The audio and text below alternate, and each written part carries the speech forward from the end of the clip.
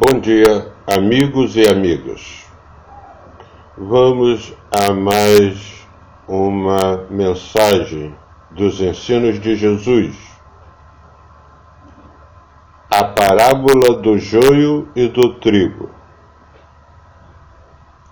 Primeira coisa, amigos, é eu saber, e vocês também, se eu sou joio ou sou trigo.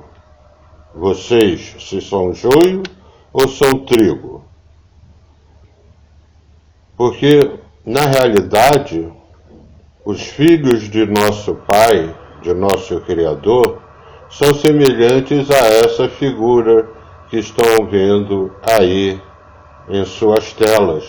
Todos nós somos luz. Todos nós temos a missão amor. Mas, observando agora, em Mateus capítulo 13, versículo 24 e 30, a parábola do joio e do trigo, que está intimamente ligada à parábola do semeador. Bom, devemos observar a diferença entre a parábola do semeador e a parábola do joio e do trigo. Mas vamos ver a história. Jesus estava às margens do mar da Galileia com seus discípulos e de um barco afastado um pouco da margem ensinava a uma grande multidão na praia. O mestre descreve um quadro dramático que revela verdades ocultas desde a fundação do mundo. Observe, amigo, desde a fundação do mundo.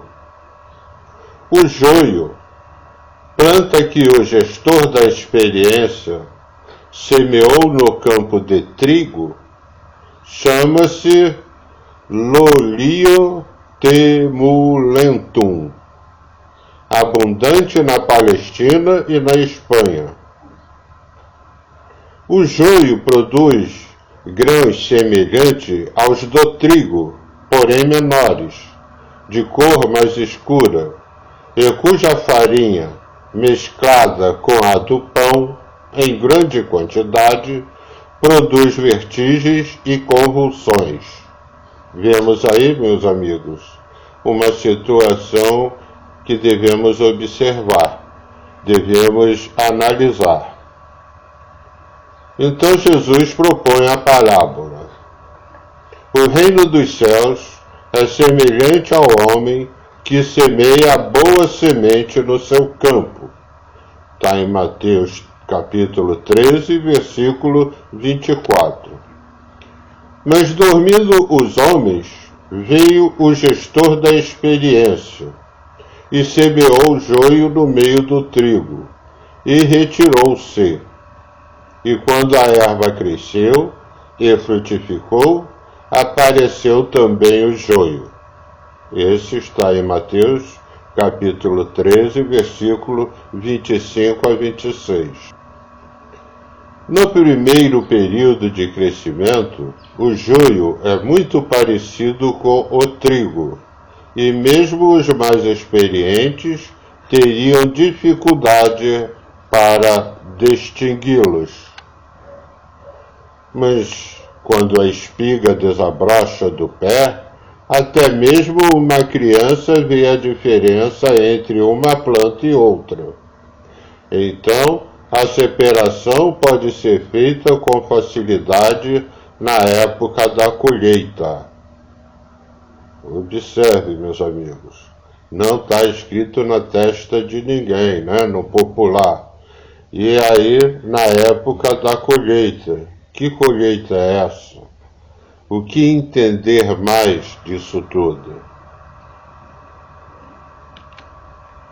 Jesus nos revela nesta parábola fatos dramáticos acerca do mundo espiritual, onde há uma verdadeira batalha invisível, mas real, entre o joio e o trigo. É como se nós falássemos assim, entre aspas, sabe? O bem e o mal. E que batalha é essa no mundo espiritual, né? É porque tudo, antes de se dar no mundo da densidade aqui, da terceira dimensão, acontece na quarta dimensão, né? Fica fácil de a gente perceber isso. Antes de acontecer no mundo das formas mais denso, onde nós estamos transitando, caminhando, acontece antes na espiritualidade. Nós não sabemos daquela situação, influencia e é influenciado, né? A gente pode analisar a partir daí. O mestre nos avisa que o responsável pela semeadura do joio é o gestor da experiência. É o que eu falei instantes atrás, o bem e o mal. As forças do mal combatem para seduzir o homem ao pecado, injustiças, e induzem a desobediência a Deus, tentando semear essas coisas no coração humano. É no coração sede da vontade, emoções e inteligências que o mal quer semear o joio. Aí, emoções, corpo emocional.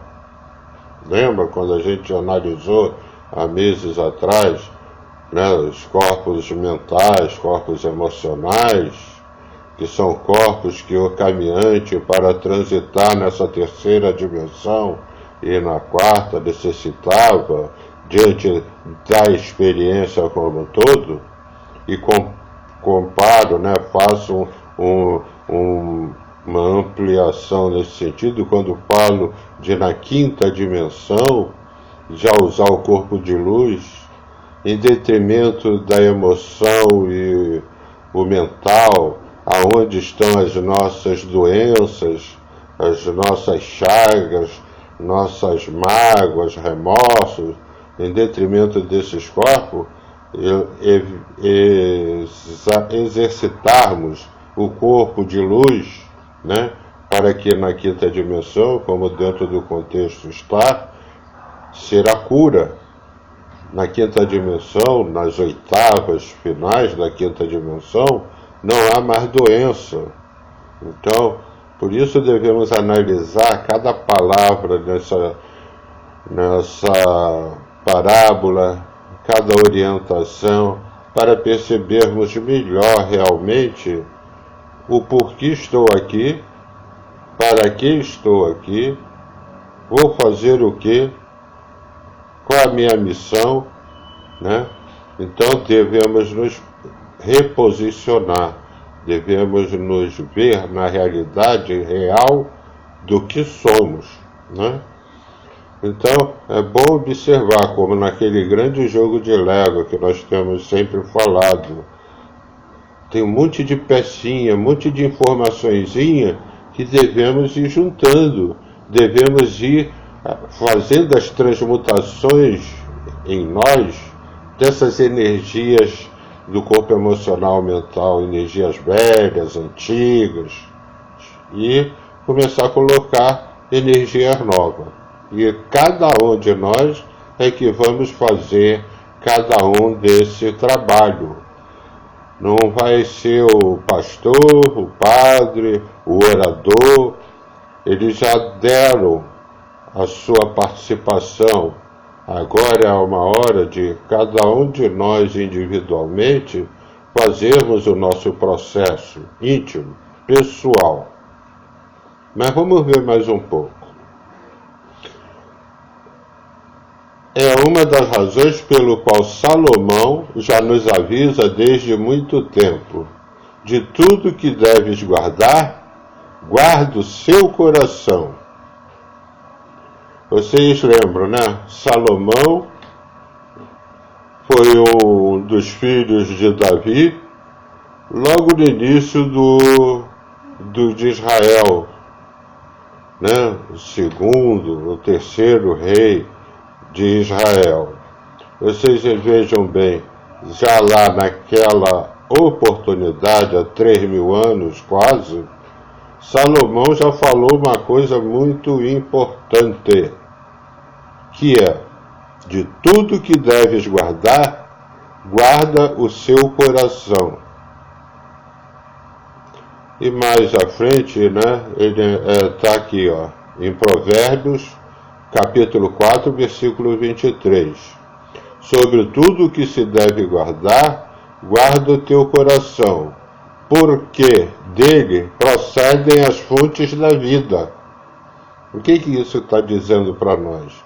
Não é na mente, não é no meu pensar que está as partes dessa coligação com o divino, dessa realidade que todos nós somos.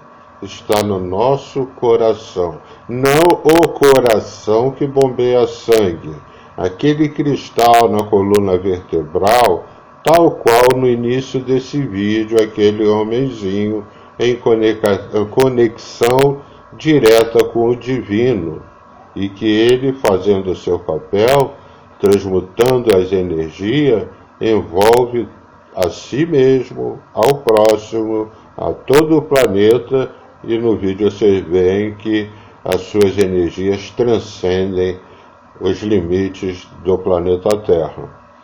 Então é importante observar alguns detalhes para podermos continuar nossas caminhadas mais confiantes. Façamos, pois, a nossa parte nesse processo de envolver o nosso belo planeta azul. Meus amigos, essa foi a primeira parte.